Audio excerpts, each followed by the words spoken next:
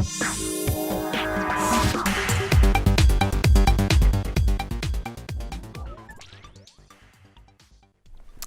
c'est l'heure de retrouver l'invité qui parle cash. En l'occurrence, on a le plaisir de retrouver Shagir Manji. Bonjour Shagir. Bonjour Thomas. On rappelle que vous travaillez chez As Gestion, une maison de gestion, et que vous avez un mandat de gestion qui a été constitué avec l'équipe de Bien Prévoir qui s'appelle Action Vérité. On rappelle quel est le mandat en l'occurrence ?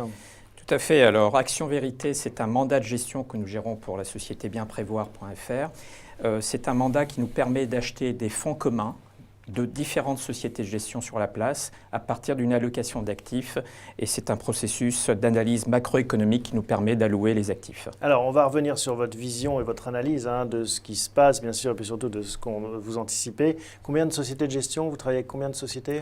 Alors sur le mandat, nous avons à peu près une quinzaine de sociétés de gestion. Ça varie entre 12 et 15, ça permet de bien diversifier les actifs.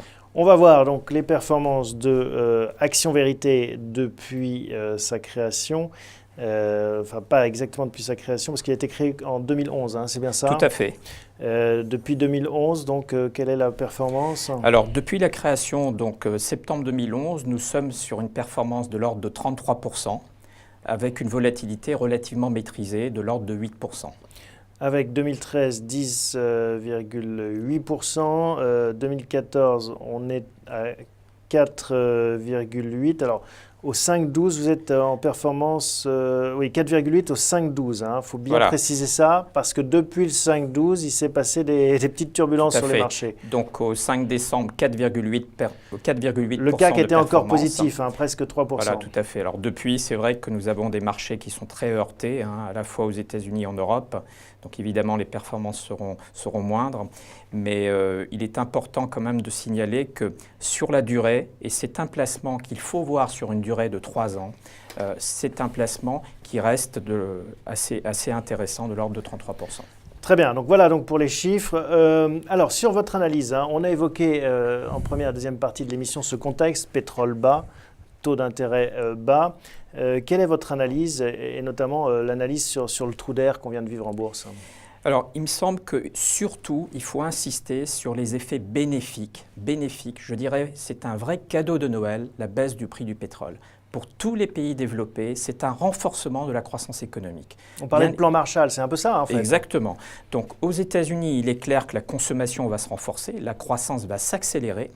En Europe, c'est vrai que les effets vont être un petit peu dilués, parce qu'on peut imaginer qu'une partie des effets bénéfiques de la baisse du prix de l'essence sera peut-être épargnée. Mais globalement, ça sera quand même un renforcement de la croissance. Donc les deux leviers en Europe, pour moi, c'est bien sûr la baisse du prix du pétrole. Et n'oublions pas la très forte baisse de l'euro contre le dollar, de l'ordre de 10% depuis le début de l'année. C'est également un facteur positif. Et là, je dirais, c'est un facteur positif plus sur les résultats des entreprises que sur la macroéconomie. Ce qui est assez curieux, parce qu'on a des taux bas, un pétrole qui baisse, un euro qui se déprécie et la bourse qui baisse aussi, alors qu'elle devrait aller dans l'autre sens, si on était logique. Qu'est-ce qui pêche? Alors tout à fait, je pense que les inquiétudes à très court terme des marchés boursiers, c'est les inquiétudes que Jonathan Lévy a soulignées tout à l'heure, à savoir les problématiques de déflation, mais c'est également les inquiétudes liées à la politique de la BCE. Je crois qu'on a de nouveau quelques doutes sur les capacités de la BCE à faire remonter le total de bilan de la Banque Centrale Européenne de 1 000 milliards d'euros, comme il l'avait indiqué au mois de septembre dernier. Et pourquoi ces doutes? Alors ces doutes, c'est simplement, je dirais, ça a été souligné également tout à l'heure, les demi-échecs sur les 2 plans de TLTRO. Les banques n'ont pas suffisamment emprunté. Et puis des doutes également parce qu'on a vu ici et là des articles venant de la Bundesbank qui étaient toujours plus ou moins défavorable sur un quantitative easing massif. Pourtant, quand on écoute Mario Draghi, il dit je vais me préparer à acheter de la dette souveraine, il va y aller. Alors, je pense que le problème de Mario Draghi, c'est que acheter de la dette souveraine, c'est tout à fait possible, mais n'oublions pas que les taux souverains dans la zone euro ont déjà baissé. Donc, quel apport supplémentaire? Donc, l'objectif premier, je dirais, de Mario Draghi, c'est quand même d'essayer de faire tout pour faire baisser l'euro. N'oublions pas aussi la forte baisse du yen depuis un mois. Je rappelle que le yen a perdu de l'ordre de 10% contre le dollar et de l'ordre de 7 à 10% également contre l'euro. Donc ça aussi, c'est une nouvelle vague déflationniste qui est en train d'attaquer l'ensemble des monnaies du monde. En même temps, faire baisser l'euro, les Américains arrivent à faire remonter le dollar tout seuls, ne serait-ce que parce qu'ils ont plus de croissance. Donc à la limite, Mario Draghi n'a pas beaucoup de boulot là. Alors, pas tout à fait, parce que n'oublions pas que compte tenu de la faiblesse de l'inflation, on aura les résultats demain. Je pense que la Fed va reporter le resserrement monétaire qui était prévu pour juin 2015. Je pense qu'il est fort probable qu'on ait un report pour septembre ou décembre 2015. Donc on va Donc en début d'année, on risque d'avoir un euro-dollar un petit peu stable.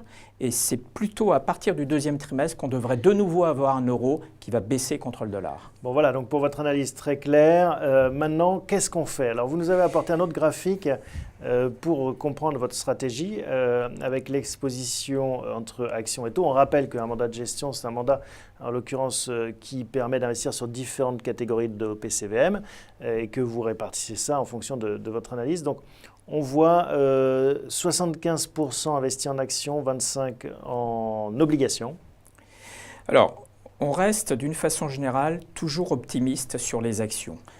Aujourd'hui, les taux d'intérêt, et en particulier les dettes souveraines, donc le niveau des taux d'intérêt d'emprunt d'État, sont partout manipulés par les banques centrales, donc présentent un risque relativement élevé. Cela dit, il est évident qu'à très court terme, sur les prochains mois, voire les 2 prochains trimestres, on ne s'attend pas non plus à une remontée des taux en Europe compte tenu des niveaux d'inflation qui sont très bas, voire de la déflation.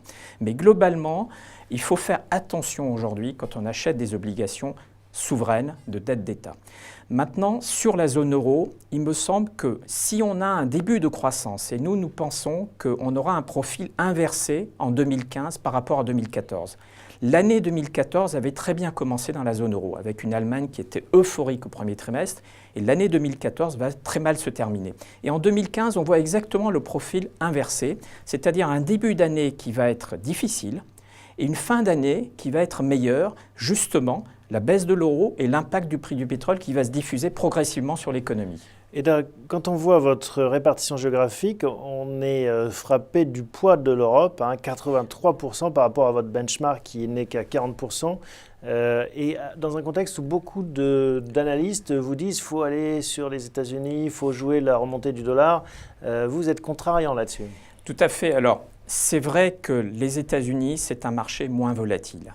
L'Europe sera beaucoup plus volatile parce que la croissance, on l'a bien vu, on ne l'a pas eu en 2014, mais je pense qu'on a un renforcement de croissance devant nous en 2015.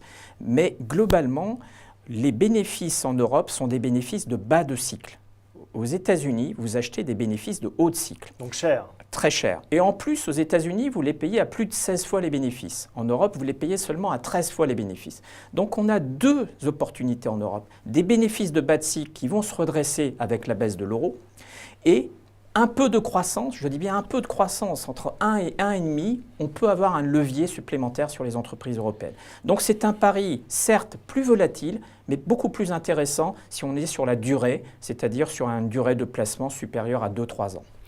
0% d'émergents. Là, c'est vraiment la fin des émergents. Ça a été à la mode. Ça reviendra peut-être, mais là, en ce moment, c'est plutôt l'inquiétude. Alors, sur les émergents, la baisse du prix du pétrole, il faut savoir que les grands perdants, c'est l'Amérique latine dans sa globalité.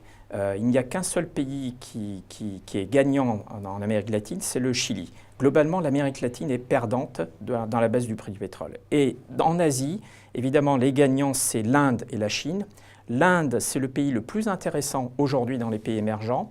Et la Chine, il y a des problématiques de croissance et je pense que la forte baisse du prix du pétrole ne permettra juste que de compenser la dynamique, je dirais, de ralentissement qu'il y a actuellement en Chine. Donc globalement, sur les émergents, on reste prudent, on ne voit pas véritablement d'accélération de la croissance. Est-ce qu'on a oublié quelque chose dans ce panorama et ces perspectives?